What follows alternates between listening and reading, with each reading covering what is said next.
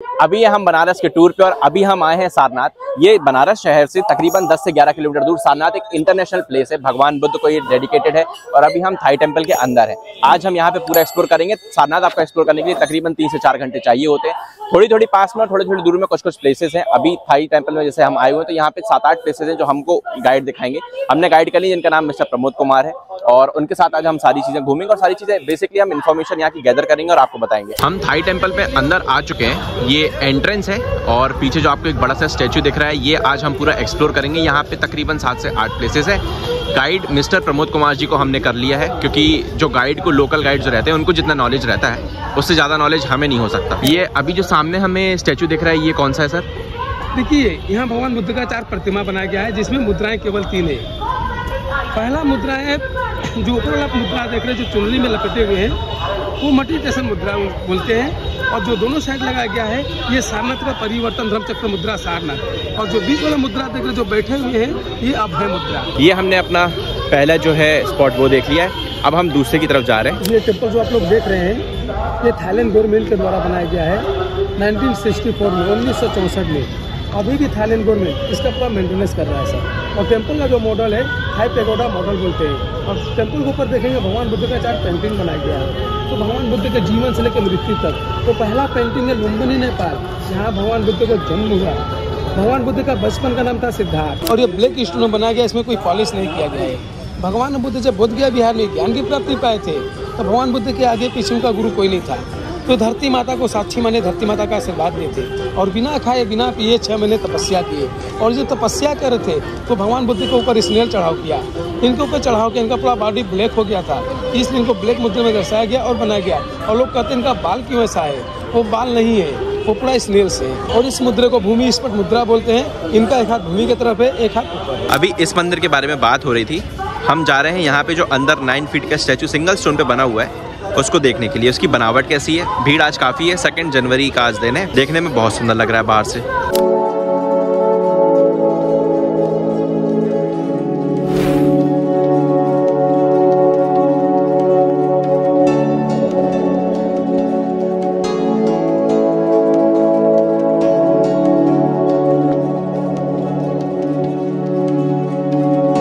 ये लोफिंग बुद्धा जी है जो धन कुबेर जी माने जाते हैं और ये घर में रखने शुभ माने जाते हैं। खरीद कर लाकर रखेंगे शुभ नहीं माना जाता है। कोई गिफ्ट दे लेने और रखने शुभ माना जाता है। लोग सामने जो गोल्डन कलर में आप लोग देख रहे हैं सरोवर में वो भगवान बुद्ध की माता जी। भगवान बुद्ध की माता जी का नाम था महामाया देवी। भगवान बुद्ध जब 7 दिन के होते हैं तभी इनकी माता जी का मृत्यु हो जाता है महामाया देवी। भगवान बुद्ध की मौसी गौतमी प्रजापति वही देखभाल पालन पोषण वही करती है। हाँ तो देखिए इसका हाइट है 80 फीट 9 इंच। बाबियान बुद्धा जो अफगानिस्तान में जो मुसलमान वालों के द्वारा तोड़ा गया था, जो आतंकवादियों ने बम ब्लास्ट करके उसको तोड़ दिया और उसका हाइट था 120 फीट सिंगल स्टोन का। वो पूरा पहाड़ी को कटिंग करके बनाया गया था। जब वो तोड़ा गया तो इसको बनाना शुरू किया गया और बनाना शुरू किया गया तो इसका हाइट रखा गया 80 फीट 9 इंच। तो इसलिए रखा गया कि भगवान बुद्ध जब 80 साल के थे तो 80 साल की अवस्था में उनका महापरिनिर्वाण हुआ तो 80 फीट रखा गया और 9 महीने जो अपनी माँ के गर्भ में थे तो 9 इंच रखा गया और उसी को दर्शाते हुए उसको 80 फीट 9 इंच रखा गया। और ये छोटे छोटे पत्थरों से बना के उसको ज्वाइन किया गया है और भगवान बुद्ध को चलते अवस्था में बनाया गया है।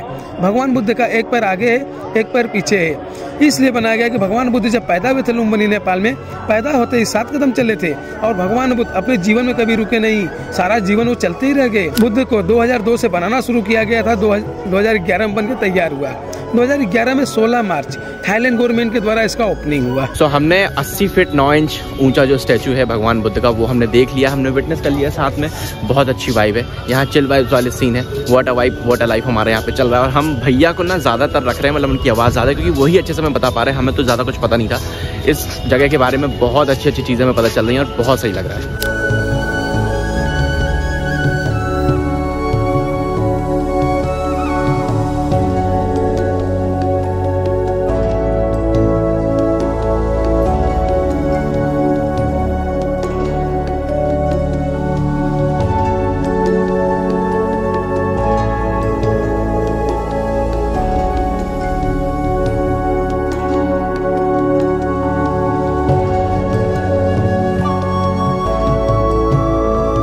यहीं पे बनती है बनारस की साड़ी, बनारसी साड़ी जिसे कहते हैं, जो सिल्क का काम होता है वही अब हम देखने जा रहे हैं। हमारे जो गाइड भैया उन्होंने बोला कि भैया आप यहीं पे देखिए, उनको बुनकर बोलते हैं जो बनाते हैं, तो वो भी देख लेते हैं, अगर पसंद आएगी तो मम्मी के लिए ले भी लेंगे, क्योंकि मम्मी की सिर्फ एक ही तमन्ना है कि भाई कुछ मत घुमाओ, बनारस घुमा देना। तो इस साल तो नहीं आ पाएंगे, लेकिन अब जब भी आएंगे तो हम साड़ी तो ले जा सकते हैं अगर हमें पसंद आती है तो अंदर चलते हैं और देखते हैं कि बनारस की साड़ी बनती कैसे है। तो देखिए सर, पहले होता है डिजाइन का ग्राफ पेपर, उसके बाद होता है ये पंच कार्ड।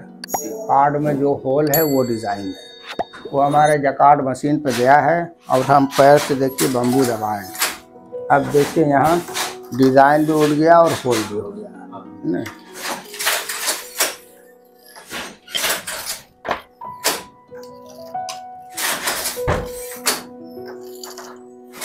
ये 4 किस्म का होल है, 4 बॉबिन चल रही है। ये रानी कलर जो है इसको ताना बोलते हैं, और ये जो मैं डाल रहा हूँ इसको बाना बोलते हैं। आप लोग सुना होगा कबीर दास का ताना बाना, तो यही होता है। हैंडलूम में जो होता है सीधा नीचे को होता है, ये उल्टा है। ये बन रहा आपका शेरवानी का थान, साइड में बन रही बनारसी साड़ी। ये 2 ठो लगा है कि आप लोग देखें बनारसी साड़ी कैसे बनती है। गांव में बहुत सारा कारखाना चलता है, सब यहाँ सोसाइटी को जमा होता है, जिसमें runner, cushion, bed cover, wall hanging, tapestry, scarf बनता है। और जरा इसको टच करके देखें, सिल्क रेशम। जी जी जी जी देखा आपने, ये ताना सिल्क है, ये बाना सिल्क है। इसमें होता है 3 प्रकार का लूम, एक होता है पावर लूम, एक होता है शटर लूम, एक होता है हैंडलूम। जो पावर लूम होता है वो पॉलिस्टर मैरून बनाता है। जो शटर लूम होता है इसमें एक बॉबिन रहती है, वो ऐसे ऐसे चलाते हैं, उसमें कॉटन खादी बनता है। और जो हैंडलूम होता है इसमें सिल्क बनता है। इसमें देखिए हमारी सब 7 बॉबिन चलती है, 7 तरह, देखा आपने जी। और सर यहाँ पे होलसेलर लोग आते हैं, 100-200 साड़ी दे जाते हैं, उसी रेट में प्रचार के तौर पर आप लेते हैं। अच्छा, और एक आध बात बता दे रहे हैं, हमारे बनारस के अंदर ना तो पान होता है ना तो सिल्क होता है, फिर भी बनारस की साड़ी, बनारस का पान सारी दुनिया में फेमस है जी। सिल्क आता है बंगलौर से, पान आता है कलकत्ता, बम्बे से। तरीका यहाँ बनाने का और दोनों फेमस है, बनारस की साड़ी, बनारस का पान, वो दोनों आप लोग के सामने है जी। पान हमारे मुंह में है और साड़ी हमारे हाथ में। और सर पुश्तैनी साड़ी बनाने वाले हैं, पुश्तैनी पान खाने वाले हैं। साड़ी बनाते हैं तो गोल्डन जुबली हो गया। कितना साल हो गया? Golden jubilee.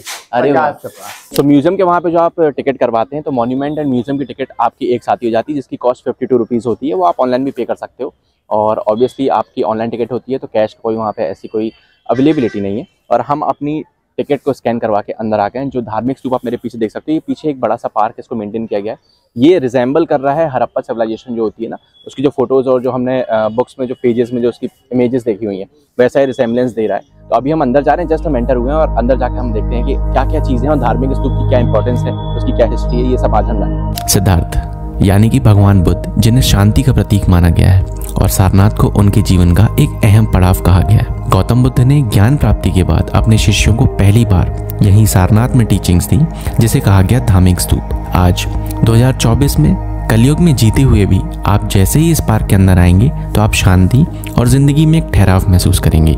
शायद यही जादू है बनारस का। यार इस पार्क को मेंटेन बहुत अच्छा किया है। जस्ट पीछे ही हमारे धार्मिक स्तूप, हम पास में ही आ गए, और अभी पार्क से होते हुए हम उसके बस पास में जा रहे हैं।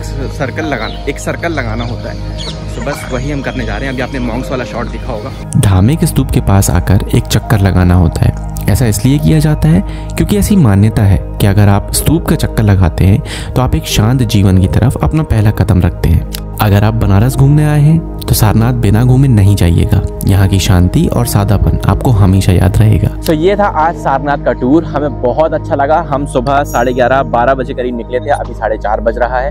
3-4.5 घंटे की ये प्लेस है। आपको खाने के लिए, स्टे करने के लिए यहाँ पे बहुत सारी प्लेसेस मिल जाएंगी। आपको यहाँ आना ज़रूर चाहिए, क्योंकि ये बहुत ही सीरीन प्लेस है, एकदम शांत प्लेस है। जैसा बुद्धिज़्म जाना जाता है, हमारे भगवान गौतम बुद्ध जाने जाते हैं कि उन्होंने मेडिटेशन सब पूरी दुनिया में फैलाया। शांति, एक दिमाग का जो स्ट्रेस होता है उसको दूर करना उन्हीं ने ही शुरू किया। उन्होंने ही दुनिया को सिखाया कि आप कैसे अपने आप को शांत कर सकते हैं। आज के लिए बस इतना ही। अगर आपको ये ब्लॉग पसंद आया तो मुझे कमेंट करके जरूर बताइएगा। इस वीडियो को लाइक करिएगा और चैनल को सब्सक्राइब कर सकते हैं ऐसे ट्रैवल ब्लॉग्स के लिए। मिलते हैं फिर आपसे नेक्स्ट ब्लॉग में। Till then take care, bye bye. Take care of yourself और चिल बाय के साथ जीते रहिए। Bye bye.